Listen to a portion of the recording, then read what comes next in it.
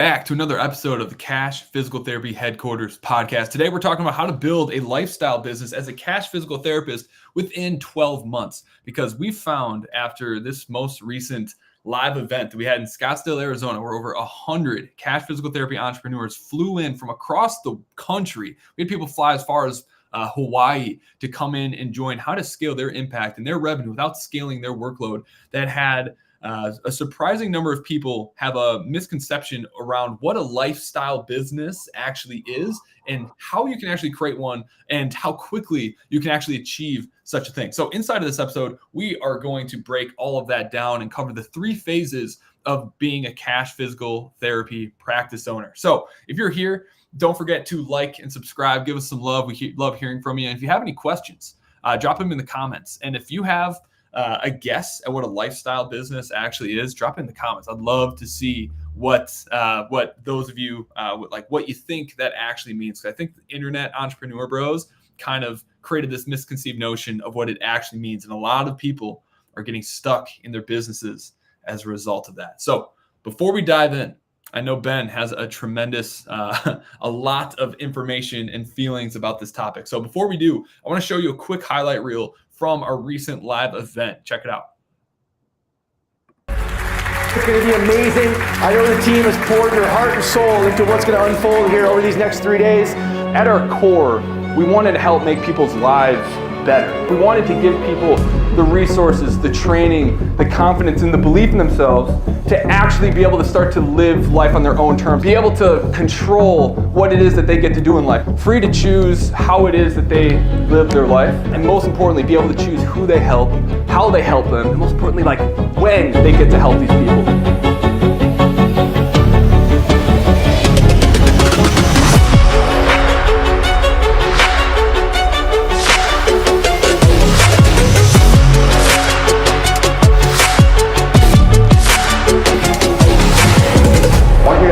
Realize that $100,000 per month is not more work, it's more leverage.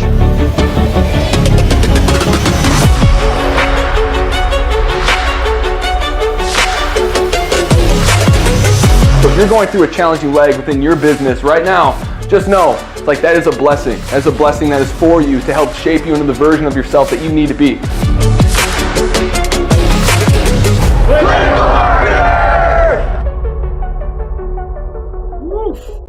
Gives me chills every single time I watch that. I absolutely freaking love it. So one of the big things that we took away from that event is that a lot of people have no idea what a lifestyle business actually is or what it is that they're actually capable of.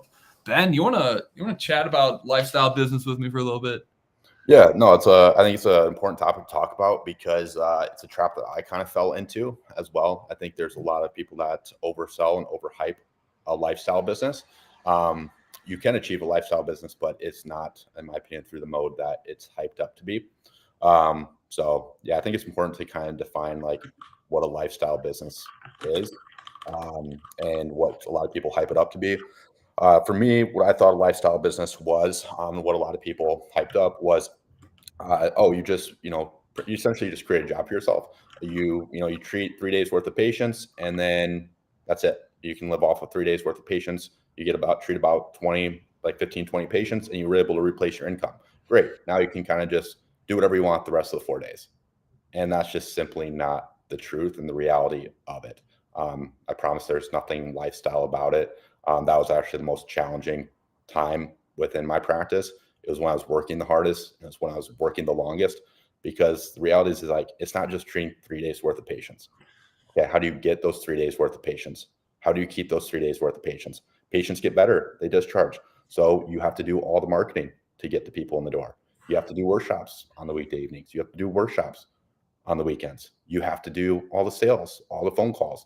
You have to follow up with leads. You have to do all the scheduling, all the rescheduling, patient care, taxes, everything it takes, keeping up with everything from a legal standpoint and everything that goes into running a business. It's not just simply treating 3 days worth of patients and then you can do whatever you want the rest of the 4 days. And that's unfortunately what's been really hyped up about a lifestyle business. And I promise you, it's like the opposite of a lifestyle business. I'm working like 60, 80 hours. Yeah, I was only treating 3 days worth of patients, but yeah, you got to work 60, 80 hours to be able to maintain that. maintain that caseload. So I just want to kind of dismiss or kind of shed light on the reality of that, because that's what I thought I wanted. And I got into, I'm like, this is miserable. There's nothing lifestyle about this.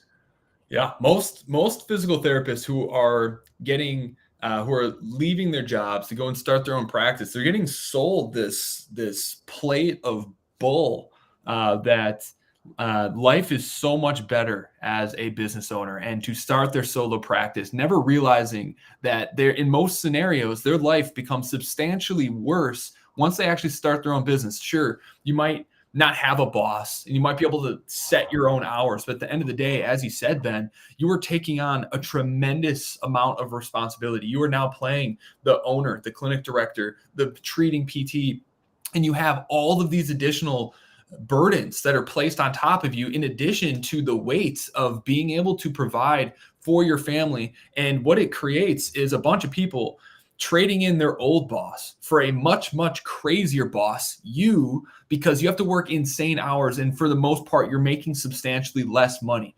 And so sure, you get to work from home some days, but you're working hard, and the amount of stress to make sure that you're able to keep up with the ebbs and flows of business are crushing for most people. And because they're sold this vision that you can have this lifestyle business as a solo practitioner in your business, they're quickly finding out that just isn't the case. And so because they think that's what entrepreneurship is, they're deciding that this isn't for them. They're either going back to jobs that didn't value them, didn't respect them, didn't appreciate them, or they're completely leaving the industry altogether just because they never had a real picture of what they're capable of accomplishing and what running a real business is all about. Because essentially all they're becoming are contractors. And basically just contractors, where now they're responsible for the marketing, the sales, the operations, the fulfillment of the physical therapy. And that is just a crushing place to live. Can't tell you how many people that we've worked with and who came to the live event recently who felt like they were trapped within their business because they finally validated that they had what it took to fill their schedule and go all in on their practice. They validated themselves that they can do that, but that's quickly followed up by a punch in the mouth when they realize just how stuck they actually are compared to how they were before, because now they have to do all of these things. And if they stop for even a week, for even a few days, their entire business comes crashing down around them. And they end up more chained to their business and to their job than they ever were before. Yeah, 100% thought on with that too. And it's because you're actually decreasing the value of your hourly rate. Like if you take a job and you make $100,000 and you work 40 hours, you've got X rate, hourly rate. But if you go on your own and you replace your income, but now you're working 60 to 80 hours instead of 40, your hourly rate is actually less. So we're working more for the same amount of money. And there's a lot more stress associated with that too. Because even those hours I wasn't technically working during those 60 to 80 hours, outside of that, it was really stressful. My mind was still stuck on the business, and I wasn't able to completely unplug. So it's not a fun place to be. And right. It's crazy that's being hyped up so much. And people are getting to that spot and pretty spooked and freaked out, rightfully so. And so what's happening to people over and over and over again, we're seeing this happen at an increasing rate as people either start their own practices or leave the industry entirely, is they start their practice, and right now, like, they can only see as far into their future as trying to fill their schedule. Do I have what it takes to build this business on my own? Can I prove to myself, my former boss, my former colleagues, as well as my family, that I can start my own business and succeed?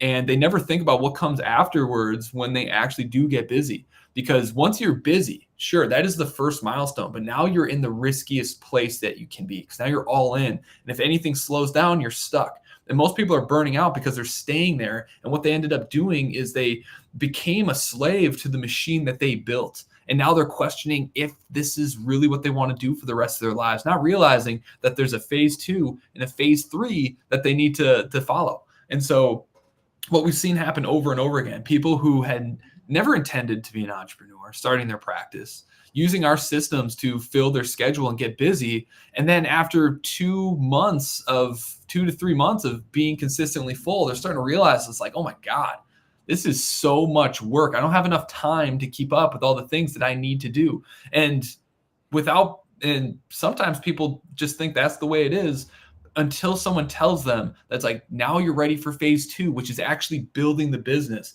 building the systems, building the operations to make the things that you did to get that busy sustainable and repeatable and predictable moving forward. And so there's 3 phases that every business owner goes through. And whether you think you want to build a team or not, we've seen every single person with consistency end up eventually evolving into the other phases. So phase 1 is building the service, proving that you have something that is sellable and that people are interested in buying. That's when you get your schedule full.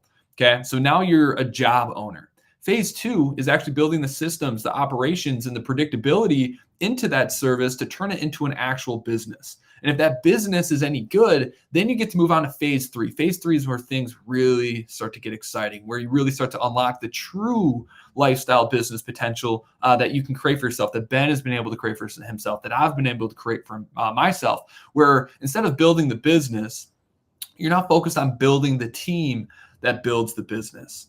Because the situation that you're finding yourself into, maybe if you're listening to this right now, is if you have a full schedule within your business, you're one emergency away from going completely broke and having no source of income and having no protection. And so people are realizing now that they have a full schedule, it's like, oh my gosh, this is actually a substantially scarier place to be, far more work, and it would actually be easier and far safer to take that next step to build systems, to build SOPs, and build the foundation that can support a team. Because once you build the team, that's how you truly buy your time back. And that's when your practice goes from just being a service that you're providing to an asset that can produce for you long term that actually allows you to buy back your time. So Ben, can you paint a picture of what a lifestyle business is actually supposed to be? Yeah, so in my opinion, the best way to create a lifestyle business is actually by pulling yourself out of your business. I have the luxury, like I work like 40, 60 hours, but because I choose to do that, this is what I love to do. I could pull myself out of the business. Like there's been multiple weeks where I'm like, hey, I want to go on a trip, want to go on vacation. I work less than 5 hours for that week. Everything runs just as smoothly. Do we grow as quickly as if I'm working 40, 60? Not as much, but it still grows even if I'm not in it. I just want to accelerate, and this is what I love doing. So I work 40, 60 hours because I choose to, but I don't have to. I could work five or less hours a week.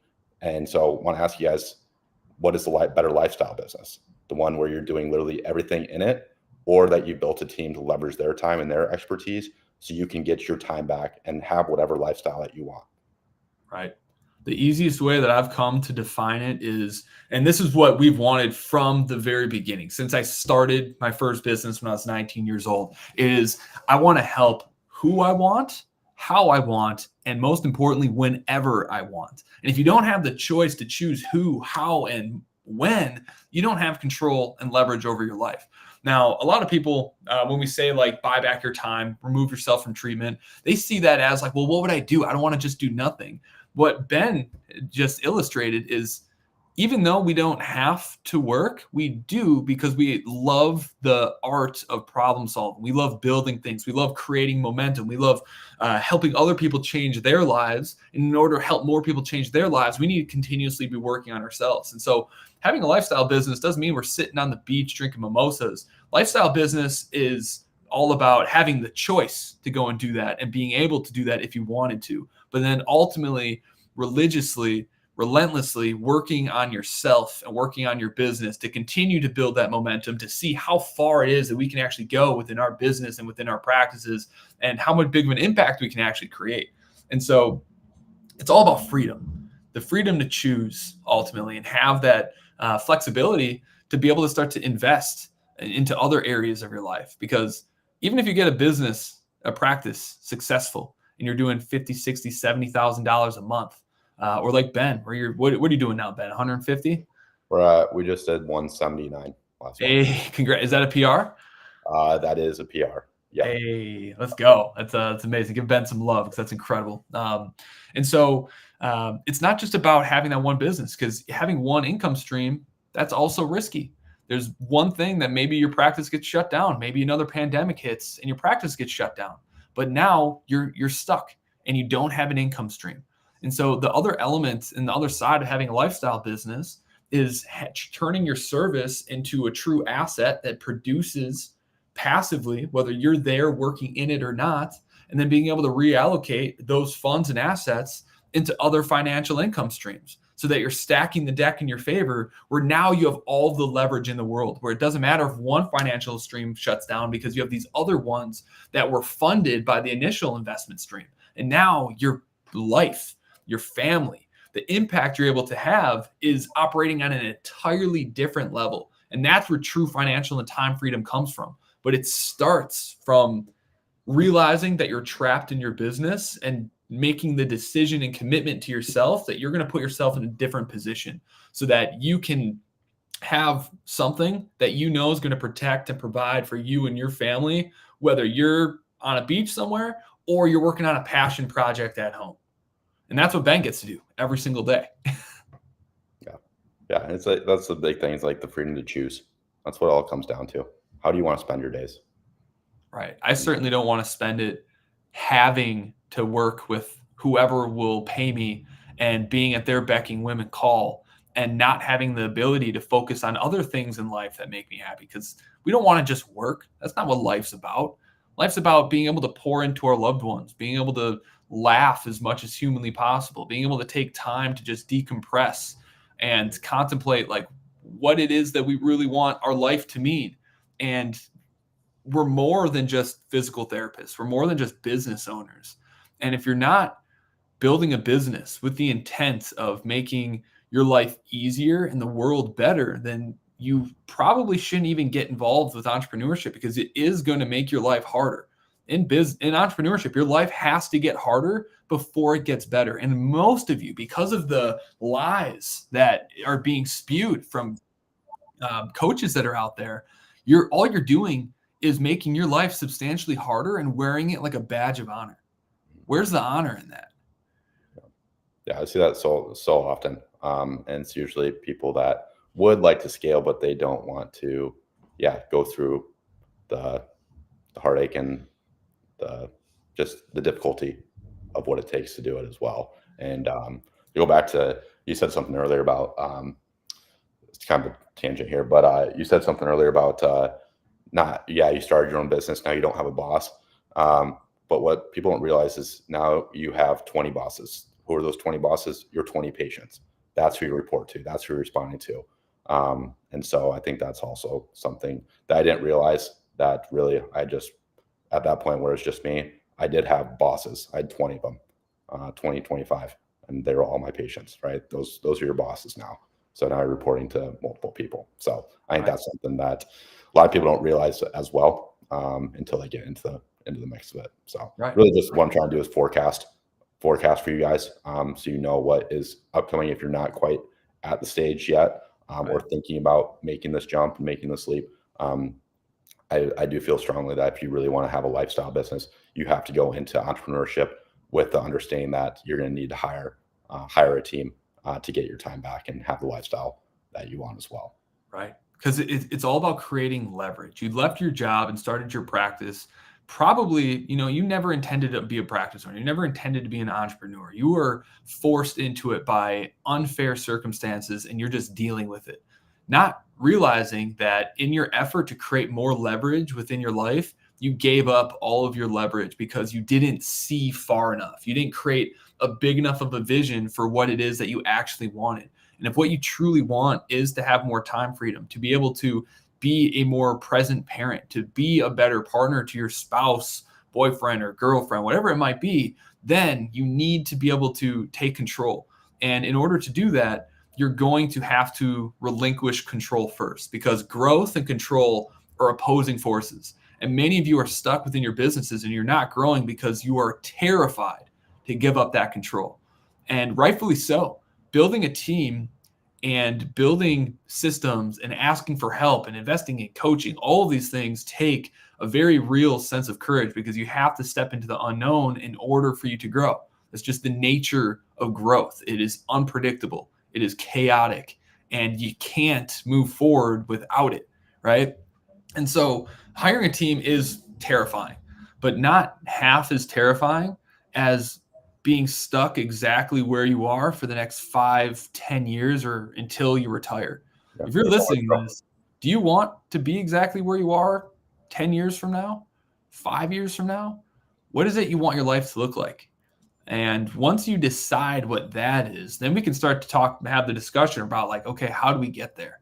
And most of you are greatly overestimating what you can do in 90 days, but tremendously underestimating what you can do in 12. I know Ben, 12 months in Ben's life is absolutely crazy how fast you grow. I think, Ben, where were you? Like when we first met, I think you were doing like maybe 500K a year. And then the next year you did over $1 million.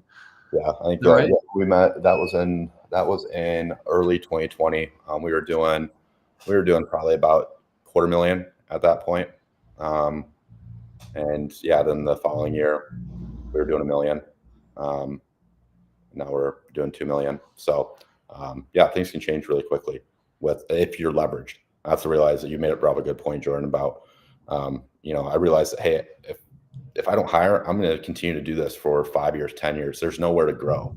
There's nowhere, like, how do you really go upwards from here? I'm capped out. I can't see more than 25 patients a week.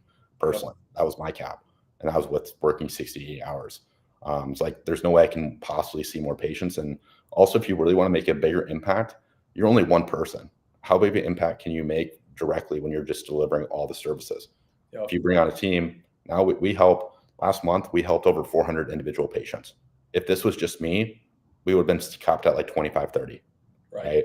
So you're just able to really make a bigger impact on people's lives, and kind of your ethical obligation to grow and scale. If you have a product that is really solid, it's your ethical obligation to grow and scale that. And that's what I chose to do with ProProtect. We have a team that can help 400 individual people every single month. That's always a fun debate when I have with some people who are like just brand new at entrepreneurship, and they want to charge lower prices because they want to be able to help more people, not realizing it's like that's not how money works, and that's not why people invest in things. They don't invest in things because they're cheap. That's not why people buy stuff. And I had this debate with somebody, and they ended up coming around and seeing things the way that we see it, where they didn't want to increase the rates because they wanted to help more people. But then I showed them one of our clients who went from doing like $0 a month to now where he's now doing $50,000 a month, and using the additional profits that he's created from having higher prices, he's now created a nonprofit specifically for helping those populations. And so it's like, who's helping more people? And can we help more people with more money and more leverage, or can we help more people when it's just us and we're not leveraged?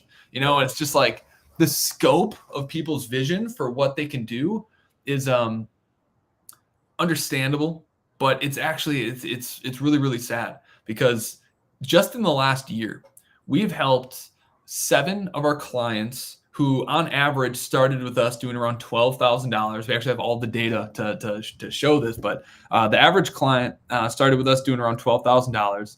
And those who have now gone on to build 7-figure practices, on average are doing around $700,000. And so in 18 to 2 months, they've generated over $1 million since working with us, are now averaging $67,000 a month, started with us at $12,000.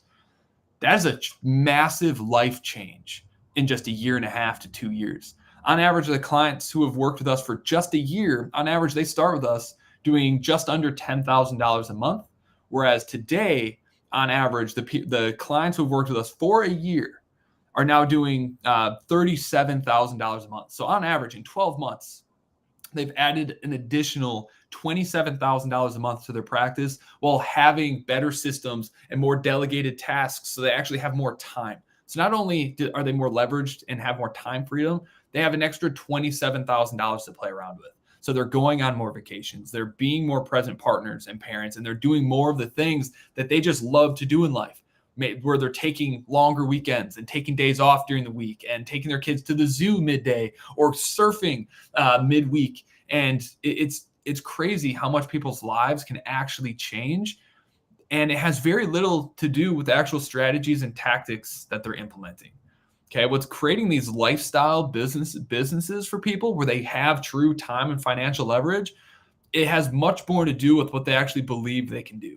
And it starts with just like seeing, it's like what you're doing isn't a lifestyle business, it's torture, where you don't get to spend as much time with your spouse. They're wondering why you're working so hard, why you're working so hard, why you're working on the weekends. You're not able to spend as much time with your kids because you're doing workshops over the weekends. You don't even have time for hobbies. You don't even remember what yours were. And your life isn't nearly as fulfilled as it could be because you're afraid of taking that next step in the entrepreneurial journey of building systems, building operations, and giving someone else the opportunity to change their life and get out of the hospital system you escaped from by coming in and working with you. And the first step is realizing that you can do that, and it's not half as scary as what you're likely currently doing within your business. Yeah, like I said, guys, this is the toughest part of my business was the lifestyle business where I was treating 20 and 25 patients and didn't have a team. That was the toughest part. Growing and scaling a team is much easier than staying in that for months, let alone years, 5 years, 10 years. I can't imagine.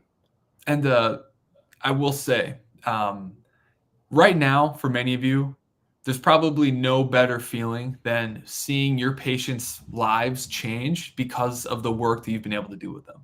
But you would be shocked at how fulfilling it is and how rewarding it is to be able to change the life of someone who comes in and joins your team, who finally has their dream job where they're appreciated, respected, and gets to treat patients the way that they know they should be treated.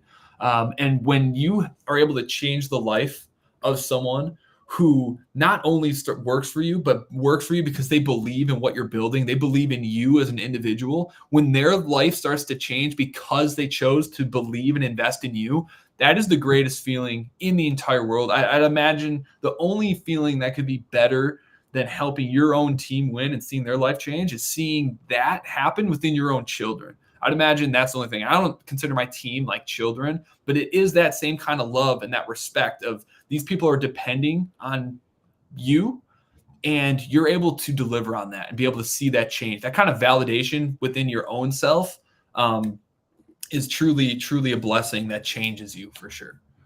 Yeah, 100%. I mean, that we just had one of our clients, Brady. He was kind of on the fence about growing a team or not, and now he brought on his first PT a few months ago, and he's like being able to see them really, he pretty much essentially rescued them from potentially leaving the profession. And that was a really big fulfillment event for him, realizing, hey, my goal is no longer just to serve patients, it's to serve my fellow colleagues and fellow physical therapists, be able to stay within the profession. Last 2 years, I saw some crazy stat, 22% of physical therapists left the profession. Again, it just goes, I really think it's our ethical obligation. Entrepreneurship is not right for everybody. And so it's our ethical obligation to really grow and scale practices so we can create jobs for them so they don't have to leave the profession. They can't stay where they're currently at in high volume mills, but they also can't do entrepreneurship. Where do these people go? The only way that they can stay within this profession if cash-based practices choose to grow and scale and not stay at this lifestyle business. I think it's also honestly selfish to stay at that. You need to be growing and scaling so you can help some of these people not have to leave the profession. And it's our duties to do so, in my opinion. 100%. The physical therapy industry is changing so incredibly fast. And in order for it to reach the pinnacle of what I believe it can reach within the next 10 to 15 years, where the public's perception of what it is starts to change, where they're starting to schedule monthly, quarterly check-ins and tune-ups the same way they do with the dentist, that change is 100% coming because the treatment model is changing. Who it is that we're serving is evolving a little bit. And this change is only going to be brought about by hungry and determined physical therapy entrepreneurs who are sick of the status quo, who are sick of being told what it is they can and can't do, are sick of the red tape, and just finally decide for themselves that they are going to build their vision of what they know physical therapy is and can be, and create a safe haven and a new expectation for the DPT students who are in school for what they should be expecting out of the workplace. The industry needs leaders to step up and drive this innovation. And you're either going to be a cog in the wheel that gets crushed by the system, and you ride that out until maybe one day you can retire and maybe pick up some part-time job to stay afloat, or you decide to leave the profession entirely because you know that you're not going to be able to have the type of life and retirement that you want within this profession, or you're going to start your own business, create the next evolution of what physical therapy is, or you're going to be an individual who goes and joins one of these forward-thinking practices who's changing the game of what physical therapy looks like. To me, right now, a lot of people are talking about how glum the industry looks, but to me, all I see is the excitement and all the things that people have been complaining to the APTA about for the last 10 years. All of that change is finally happening because people are now taking it upon themselves to create that change. So I'm really excited. I think the next 10 to 15 years are going to be really, really amazing in the physical therapy industry. But it's, again, to loop it back in, it's going to be built by those of you who understand that you need to build something bigger than yourself, who have that it's going to be built by those of you who have a vision that's as big as the world around you, and you're willing to lead that charge and also take the responsibility of helping physical therapists keep their passion for what it is they do by creating the right work environments for them to be able to thrive in. So that's the future, baby. Yep. Cash physical therapy entrepreneurs. Yep. APTA is not saving anybody. How's that worked out for us for the last 10 years? Declining reimbursement rates every single year. So yeah, it's on us. Nobody's coming to save us. It's on us to do it. And we see hundreds of people doing that and making a change and making a difference. So there's no reason that others can't as well. Right. So if you see things the way Ben and I do, and you're looking to build a 30K, 50K, 100K plus per month cash practice where you have a bigger vision, where you want to change the industry, where you want to create jobs and dream jobs that are really going to change the hearts and minds of physical therapists who are considering leaving the profession, this podcast is for you. You're absolutely in the right place. If you enjoyed this episode, make sure to like and subscribe. If you got value out of this, or you know somebody who you think needs to hear this message, make sure to share it with them through whatever channel you found us on. Everyone, thank you so much for listening. If you have any questions, comments, please drop them below. We'd love to get back to you and answer your questions, as well as give us ideas for future podcast episodes.